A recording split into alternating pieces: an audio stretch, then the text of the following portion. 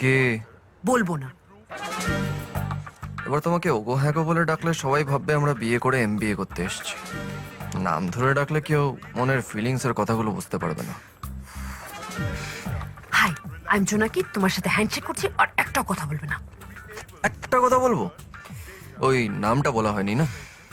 High, I am JD. আরে JD গুঁড়ো মশলা না, জয় দাস।